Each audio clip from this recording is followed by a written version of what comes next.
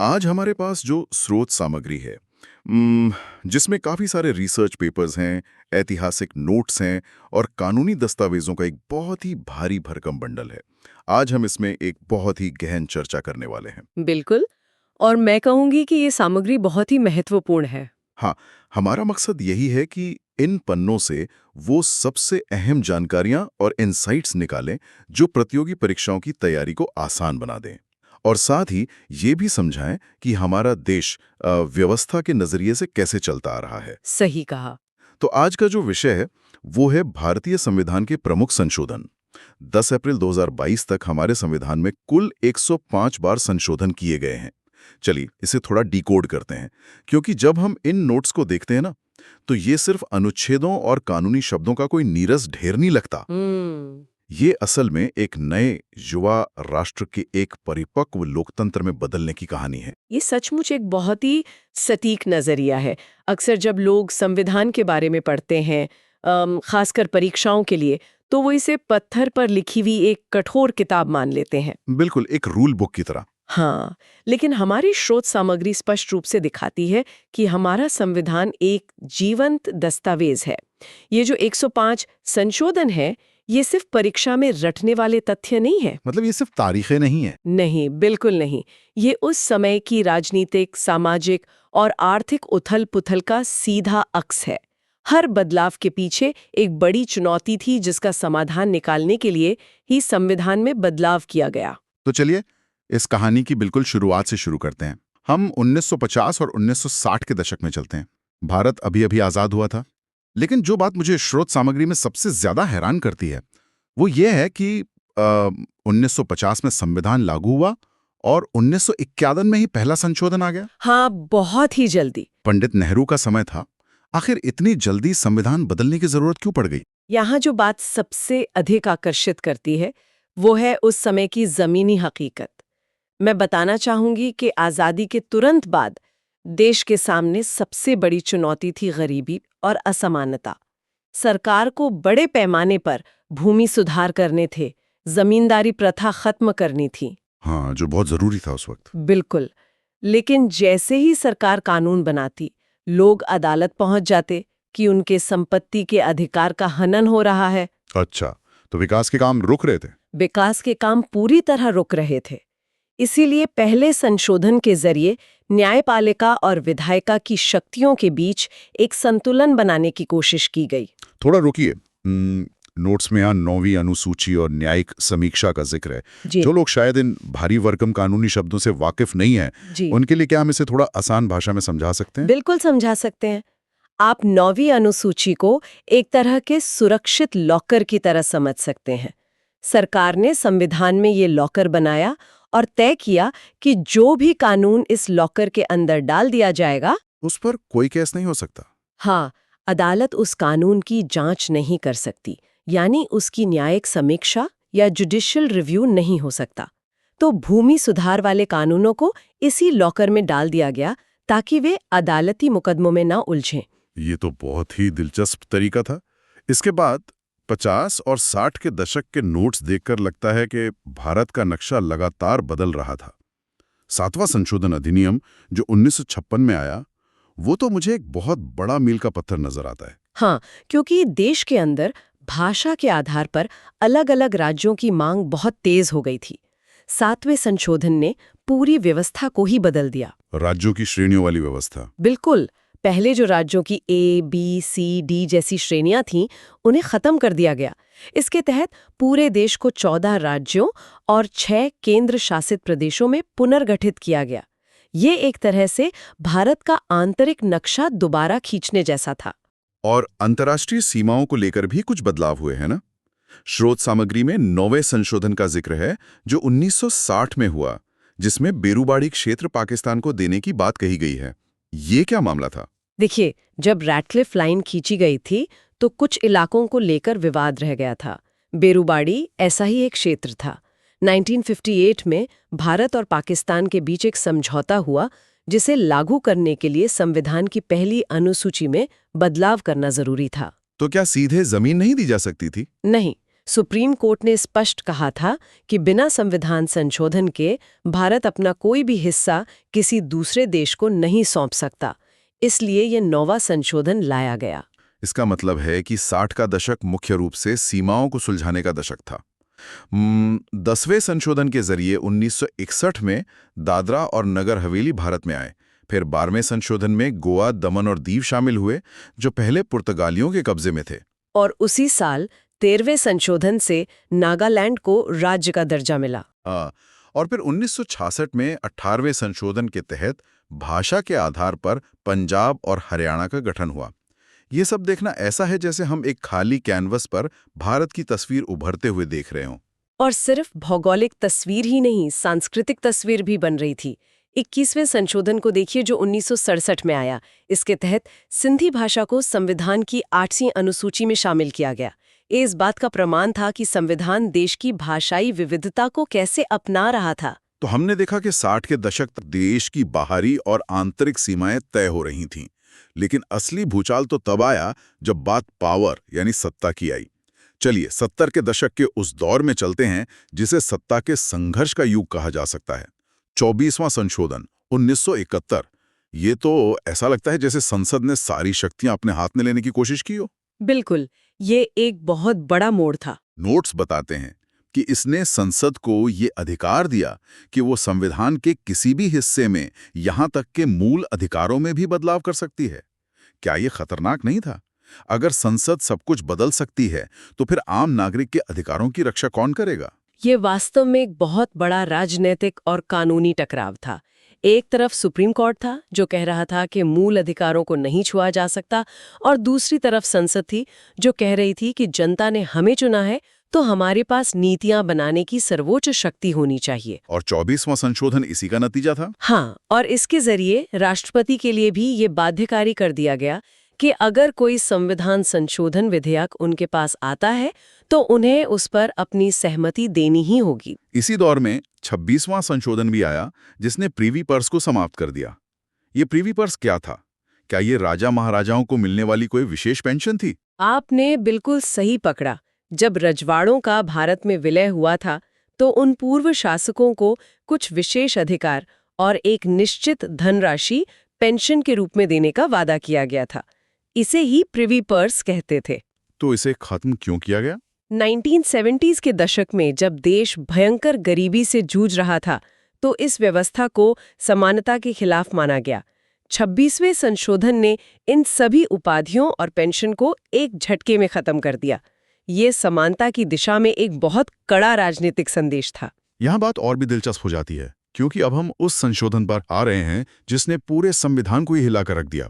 42वां संशोधन अधिनियम 1976। स्रोत सामग्री बताती है कि इसे अक्सर मिनी संविधान भी कहा जाता है। आखिर एक ही बार में ऐसा क्या के बदल दिया गया था कि इसे इतना बड़ा नाम दे दिया गया? 42वां संशोधन वास्तव में आपातकाल के दौरान लाया गया था। इसके बदलाव इतने व्यापक थे कि इसने संविधान के लगभग हर महत्वपूर्ण हिस्से को छू लिया।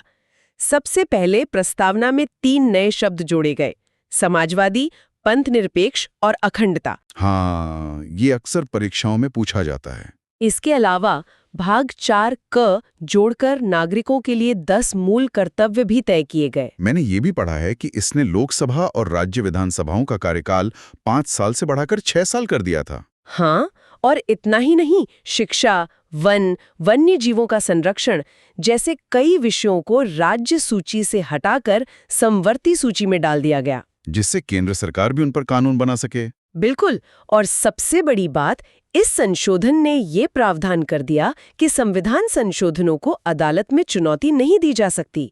आलोचकों का मानना है कि ये संशोधन शक्तियों के स्पष्ट केंद्रीकरण का प्रयास था। ये तो ऐसा हो गया जैसे किसी ने घर का पूरा रेनोवेशन कर दिया हो, दीवारें तोड़ दी हो, छत बदल दी हो। लेकिन फिर 1978 में 44वां संशोधन आया। ऐसा लगता है कि 44वां संशोधन ये कहने के लिए आया था कि नहीं, कम से कम दरवाजे और खिड़कियां तो पुरानी जगह पर ही रहने दो।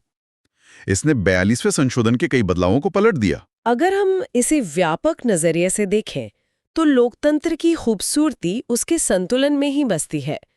44वें संशोधन ने वही संतुलन वापस लाने का काम किया। लोकसभा और विधानसभाओं का कार्यकाल वापस 5 वर्ष कर दिया गया। राष्ट्रपति को यह अधिकार वापस दिया गया कि वो कैबिनेट की सलाह को एक बार पुनर्विचार के लिए लौटा सकते हैं। और आपातकाल के नियमों में भी कुछ बदलाव हुए थे ना? बहुत महत्वपूर्ण बदलाव। पहले आपातकाल लगाने के लिए आंतरिक अशांति शब्द का इस्तेमाल होता था, जो बहुत ही अस्पष्ट था। 44वें संशोधन ने इसकी जगह सशस्त्र विद्रोह शब्द रख दिया। ये तो काफी स्पष्ट हो गया। हाँ, साथ ही ये भी अनिवार्य कर दिया कि राष्ट्रपति तभी आपातकाल लगाएंगे जब कैबिनेट उन्हें लिखित रूप में ऐसा करने की सिफारिश करेगी, केवल प्रधानमंत्री के मौखिक कहने पर नहीं। 44वें संशोधन ने एक और बहुत बड़ा काम किया था जिसका असर आज भी हर नागरिक पर है। संपत्ति का अधिकार को मूल अधिकार की लिस्ट से बाहर कर देना। ऐसा क्यों किया गया? क्योंकि जब तक संपत्ति का अधिकार एक मूल अधिकार था, तब तक सरकार के लिए सड़क, बांध या स्कूल बनाने के लिए जमीन का अधिग्रहण करना बहुत मुश्किल था। 44वें संशोधन ने इसे अनुच्छेद 31 से हटाकर अनुच्छेद 300 के तहत सिर्फ एक कानूनी अधिकार बना दिया। मतलब सरकार जमीन ले सकती है? हाँ, सरकार कानून बनाकर आपकी संपत्ति ले सकती है। आप सीधे सुप्रीम कोर्ट नहीं जा सकते कि आपके मूल अधिकार का हनन हुआ है। ये एक बहुत बड़ा ढांचागत बदलाव था। तो 70 के दशक की इस भारी राजनीतिक खींचतान के बाद जब 80 और 90 के दशक के संशोधनों को देखते हैं तो दिशा थोड़ी बदलती हुई दिखती है। अब फोकस सत्ता की लड़ाई पर कम और लोकतंत्र को लोगों तक पहुंचाने पर ज्यादा था। यहाँ प्रतियोगी परीक्षाओं की तैयारी करने वालों के लिए एक बहुत ही जरूरी तथ्य आता है। 61st संशोधन अधिनियम 1989। इस एक बदलाव ने भारत की राजनीति को हमेशा के लिए बदल दिया, क्योंकि मतदान की उम्र 21 साल से घटाकर 18 साल कर दी गई। इस एक फैसले ने रातों रात करोड़ों युवाओं को वोटिंग लाइन में लाकर खड़ा कर दिया। अचानक से राजनीतिक दलों को समझ में आ गया कि अब उन्हें युवाओं के मुद्दों जैसे रोजगार और शिक्षा पर बात करनी ही पड़ेगी। लेकिन इसी दौर में राजनीति में एक बहुत ही अजीब बीमारी भी पनप रही थी, जिसे आयाराम गयाराम की राजनीति कहा जाता था। नेता सुबह किसी और पार्टी में होते थे, शाम को किसी और पार्टी में। इसे रोकने के लिए 52वां संशोधन लाया गया 1985 में, है ना? सही कहा। 52वें संशोधन के जरिए संविधान में 10वीं अनुसूची जोड़ी गई, जिसे आम भाषा में दल बदल विरोधी कानून कहा जाता है। इसके तहत अगर कोई सांसद या विधायक चुनाव जीतने के बाद अपनी पार्टी छोड़ता है तो उसकी सदस्यता रद्द की जा सकती है। लेकिन क्या नेताओं ने इसमें भी कोई लूप होल या खामी नहीं निकाली थी? क्योंकि मुझे याद है कि कुछ साल बाद एक और संशोधन करना पड़ा था। बिल्कुल, नेताओं ने यह खामी निकाली कि अगर पूरी पार्टी का 1/3 हिस्सा टूटकर अलग हो जाए तो उनकी सदस्यता रद्द नहीं होती थी। इसलिए थोक में दलबदल होने लगा। अच्छा, तो इसे रोकने के लिए क्या किया गया? इसे रोकने के लिए अंततः 91वां संशोधन अधिनियम लाया गया 2003 में। इसने नियम को और सख्त कर दिया और कहा कि अब केवल किसी दल के पूर्ण विलय को ही मान्यता मिलेगी। 91वें संशोधन ने एक और बहुत ही काम की चीज की। इसने मंत्रियों की फौज खड़ी करने पर रोक लगा दी। नोट्स में साफ लिखा है कि इसने मंत्री परिषद के आकार को सीमित कर दिया। केंद्र में लोकसभा की कुल सदस्य संख्या के 15% से ज्यादा मंत्री नहीं हो सकते और राज्यों में भी ये 15% का नियम लागू कर दिया गया। ये प्रशासन को दुरुस्त करने का एक बहुत ही व्यावहारिक तरीका था, ताकि सिर्फ विधायकों को खुश करने के लिए बेवजह मंत्रालय ना बांटे जाएं। चलिए अब 90s के दशक के उस बड़े बदलाव पर आते हैं जो शायद हर नागरिक के जीवन को छूता है। 73वां और 74वां संशोधन 1992। इसे पंचायती राज और शहरी स्थानीय निकायों को संवैधानिक दर्जा देने के लिए जाना जाता है। लेकिन सवाल यह है कि पंचायतें तो पहले भी थीं, तो इस संशोधन ने नया क्या किया? पंचायतें पहले थीं, लेकिन वे राज्य सरकारों की दया पे निर्भर थीं। राज्य सरकारें जब चाहती उन्हें भंग कर देती थीं। सालों तक चुनाव नहीं होते थे, उनके पास अपना कोई फंड नहीं होता था। 73वें और 74वें संशोधन ने संविधान में भाग 9 और 9क तथा 11वीं और 12वीं अनुसूची जोड़कर इन्हें संवैधानिक कवच पहना दिया। तो अब चुनाव अनिवार्य हो गए? हाँ, अब हर 5 साल में चुनाव कराना, महिलाओं और कमजोर वर्गों के लिए आरक्षण देना और उन्हें वित्तीय शक्तियां देना अनिवार्य हो गया। इसने वास्तव में लोकतंत्र को दिल्ली की संसद से निकालकर गांवों की चौपाल तक पहुंचा दिया। और इसी कड़ी में आम इंसान के अधिकारों को मजबूत करने वाला एक और बहुत ही शानदार संशोधन हुआ 21वीं शताब्दी की शुरुआत में, 86वां संशोधन अधिनियम 2002। इसने प्रारंभिक शिक्षा को सीधे मूल अधिकार का दर्जा दे दिया। अनुच्छेद 21 क जोड़ गया, जिसके तहत 6 से 14 साल के बच्चों के लिए मुफ्त और अनिवार्य शिक्षा राज्य की जिम्मेदारी बन गई। साथ ही अनुच्छेद 51 क में माता पिता के लिए 11वां मूल कर्तव्य भी जोड़ा गया। शिक्षा के साथ साथ अगर हम 21वीं सदी के संशोधनों के पैटर्न को देखें तो ये समाज के हाशिए पर खड़े वर्गों को संस्थागत मजबूती देने का दौर रहा है। अगर हम आयोगों की बात करें तो ये एक क्रमिक विकास है जिसे समझना बहुत जरूरी है। हाँ, मैंने स्रोत सामग्री में देखा है कि कई आयोगों का जिक्र है। थोड़ा इसे स्पष्ट करें। शुरुआत में संविधान के अनुच्छेद 338 के तहत अनुसूचित जाति और अनुसूचित जनजाति के लिए एक ही विशेष अधिकारी होता था। फिर 65वें संशोधन के जरिए 1990 में एक संयुक्त राष्ट्रीय एससी और एसटी आयोग बनाया गया। दोनों के लिए एक ही आयोग? हाँ, लेकिन जल्द ही ये महसूस हुआ कि इन दोनों समुदायों की भौगोलिक और सामाजिक चुनौतियां बहुत अलग हैं। इसलिए 89वें संशोधन द्वारा 2003 में संविधान में अनुच्छेद 338 क जोड़ा गया और एसटी के लिए एक बिल्कुल अलग राष्ट्रीय अनुसूचित जनजाति आयोग का गठन किया गया। और ये सिलसिला यहीं नहीं रुका। हाल ही में 102वें संशोधन ने 2018 में अनुच्छेद 338 ख जोड़कर राष्ट्रीय पिछड़ा वर्ग आयोग को भी एक संवैधानिक दर्जा दे दिया, जो पहले सिर्फ एक वैधानिक निकाय था। इसके अलावा आरक्षण की नीतियों को लेकर भी इस दौर में कई तकनीकी पेच सुलझाए गए, जैसे 93वां संशोधन जो 2005 में आया, जिसने अनुच्छेद 15(5) जोड़ा और निजी शिक्षण संस्थानों में भी एसटी, एससी और ओबीसी के लिए आरक्षण का रास्ता साफ किया। और उससे पहले भी पदोन्नति को लेकर कुछ हुआ था? हाँ, उससे पहले 85वां संशोधन सरकारी नौकरियों में पदोन्नति में आरक्षण को लेकर स्पष्टता लाया था। और एक दिलचस्प तथ्य 76वें संशोधन का भी है, जो 1994 में हुआ। जब तमिलनाडु सरकार ने 69% आरक्षण लागू किया तो उसे न्यायिक जांच से बचाने के लिए उसी 9वीं अनुसूची में डाल दिया गया, जिसकी चर्चा हमने चर्चा की शुरुआत में की थी। टूल्स का इस्तेमाल नई राजनीतिक जरूरतों के लिए किया जाता रहा है। अब अगर हम पिछले कुछ सालों की बात करें तो अर्थव्यवस्था को लेकर एक बहुत बड़ा बदलाव हुआ। 101वां संशोधन अधिनियम 2017। हम सब जानते हैं कि यह वस्तु एवं सेवा कर यानी जीएसटी के बारे में था, लेकिन संविधान में बदलाव की क्या जरूरत पड़ गई थी एक टैक्स लगाने के लिए? जरूरत इसलिए पड़ी क्योंकि भारत के संघीय ढांचे में केंद्र सरकार कुछ चीजों पर टैक्स लगाती थी और राज्य सरकारें कुछ अन्य चीजों पर। दोनों के अधिकार बिल्कुल अलग थे।